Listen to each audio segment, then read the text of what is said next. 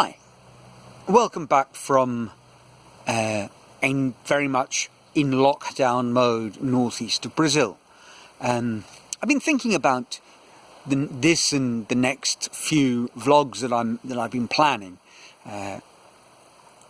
travel and the pursuit of the good life, and of course the irony is unavoidable. And perhaps in years to come I will look back on this slightly wistfully as a time when this sort of travel happened and in fact frankly was possible. We don't know what the future holds, but if intercontinental travel at the very least becomes something more of a luxury item, it'll be certainly something less of what I'm doing. At the time, and today I thought I'd go back to the end of my first year in Peru, in the end of 1994. And I've said how I was enjoying a wonderful life where I felt absolutely no sort of pressures of a financial constraint. But that doesn't mean that I was enjoying holidays in this sort of Bacardi advert style, or one of those rather cliched rock videos with a couple in the Caribbean enjoying 5-star service and crystalline water and staring wistfully into each other's eyes. That really wasn't my sort of travel.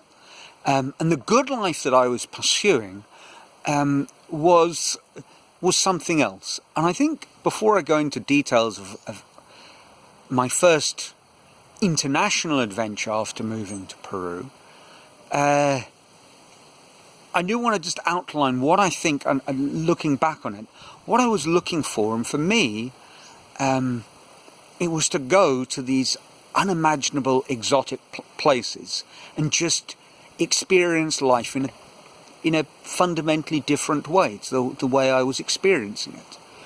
And I've wondered, when was that seed sown? And I have a rough idea, which again could be more fabrication because it's a neat narrative than the truth. But I think there's an element more than a grain of truth in what I'm going to tell you.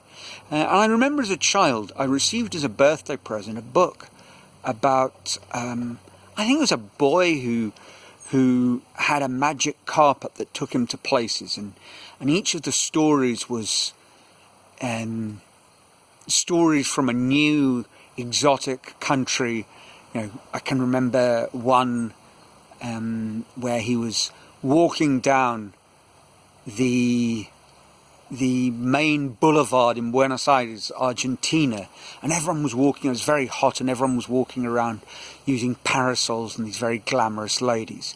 Now, when I finally got to Buenos Aires, I don't recall the parasols, but I do remember the glamorous ladies and tango, and a fantastic place, Buenos Aires, an amazing city. But I think the seeds were sown in that book. I loved the book. I remember a book that I read, before I was 10. I don't remember the stories, but I remember kind of reading it, feeling, wow, imagine, going to those places. Obviously I didn't believe in magic carpets, but I did believe that the places existed and the stories were, in some sense, true. And then a bit later, I started reading a lot of the Gerald Durrell books, and I loved those. Although as an arachnophobic, there was always the thought that wherever he was going, large, hairy tarantulas weren't far from his sleeping bag or his tent, and that was slightly off-putting for me. But I've discovered, having been to the Amazon basin probably a dozen times, and living now in the northeast of Brazil and watching these enormous arachnids lumbering around, and I found that I can cope with it, because I've married a woman who just gets rid of them for me, which is fantastic. I deal with frogs and snakes. She deals with large hairy spiders. Perfect marriage. But I digress. So maybe that's why where the travel bug seed was first planted. I probably don't want to talk about bugs right now.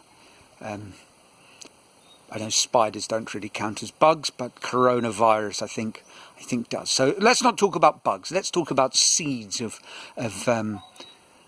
wonderful adventures. And so there I was. I'd got to the end of my first year in Peru. I'd been to some fantastic places on my holidays. You know, as a teacher on the international circuit, you had long holidays like any teacher. But Peru was a little different because your four main holidays were spread out in the following rhythm: 1 week, 9-week term, 1 week, 9-week terms, 3 weeks, 9-week term, 1 week, 9-week term, and then, you know, what seems, I don't know, it was 11 or 12, 11 weeks, more or less.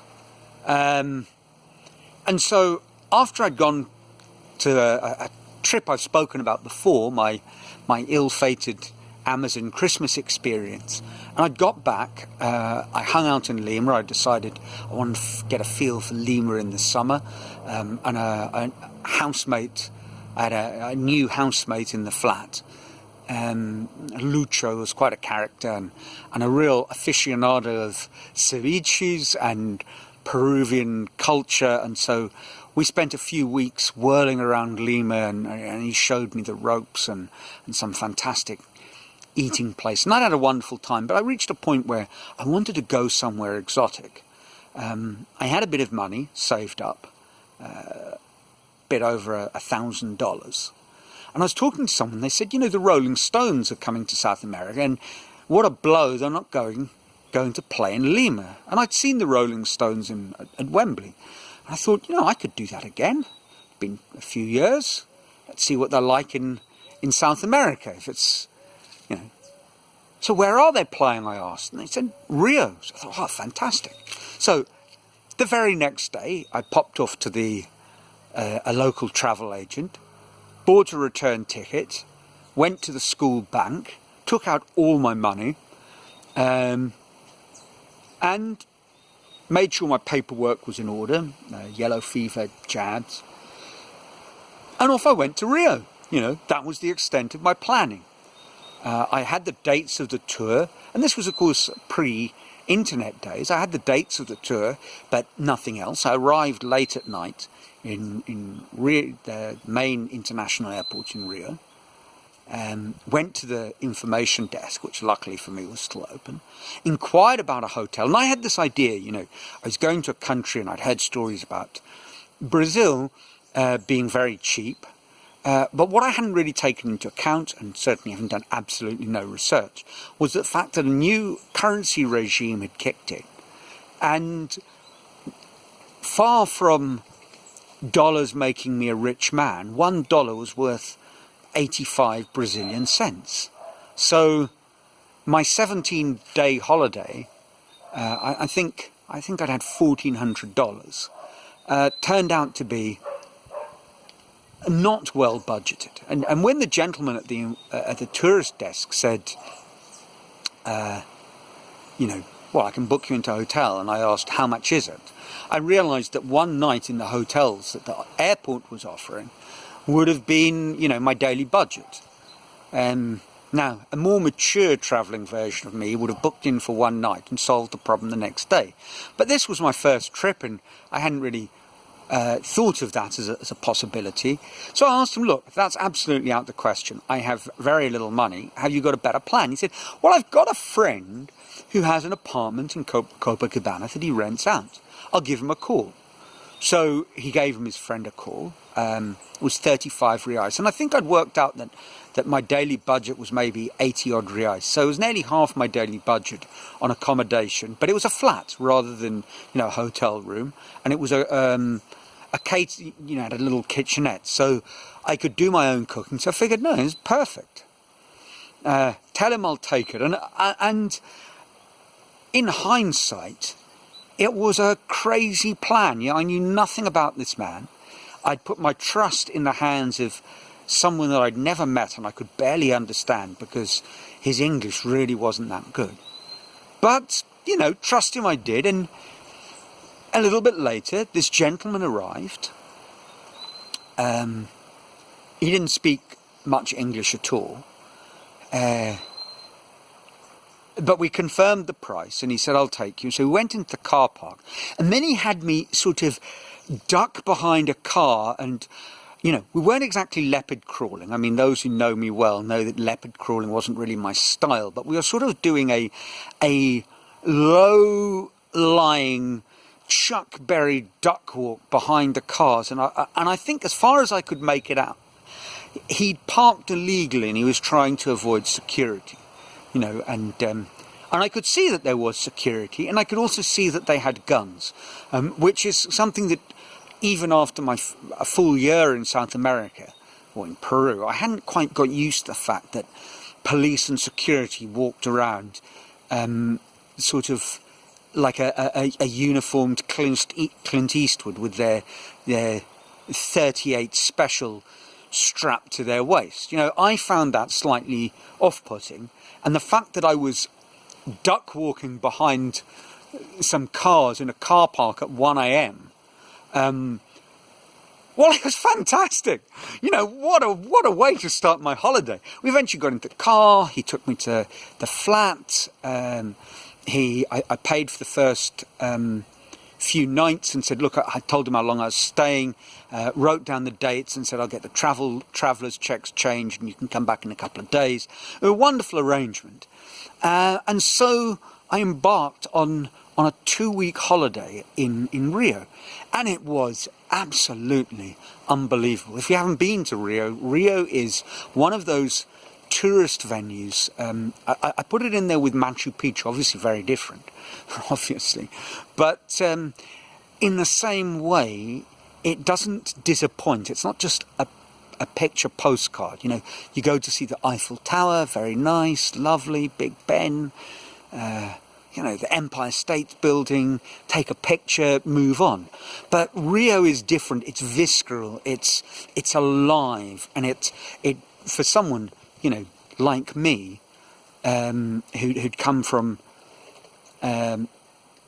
Lima via London and South Africa, which are all in their own ways kind of conservative places. Rio is just so exuberant. And I saw the Stones. That was a great concert. And a few days later, I was chatting to someone who had a bit of broken English under their belt, and they put in my direction the Brazilian football paper, and there was a game coming up, what they call the Fla-Flu, Flamengo against Fluminense. The big Flamengo is the biggest team in Brazil, massive following, and Fluminense are their local rivals. And a bit later on, you know, after an adventurous trip getting to the Maracanã, which isn't exactly in the best part of town, I found myself standing in the popular section, in the old Maracanã. It's sort of been gentrified. You know, they put seats in and things like that. But this is the old terraced Maracanã. 100,000 paying punters, so probably 120,000 people. Dire game, but there were thousands of people there because Romario had come back to Brazil and was ready to play. And I was standing in this stadium, and it was bouncing. I mean, literally, this concrete bowl, 3-tiered bowl, was vibrating from the people leaping up and down, the huge samba drum section of Flamengo, and, you know, it was all kicking off around me, fights. I was in the Flamengo section, but our own supporters were hurling bottles, empty beer bottles full of, well, urine at their own spectators because they thought it was a laugh. I mean, it was absolute madness. And this was only, I think, my 3rd or 4th day in Rio. Now, I'm already coming up to the 15-minute mark, and I tell you, that was one hell of a trip. So it's going to have to be a 2-parter. But I think we're going to be in lockdown for a while. So until next week's lockdown tourist travel special, ciao.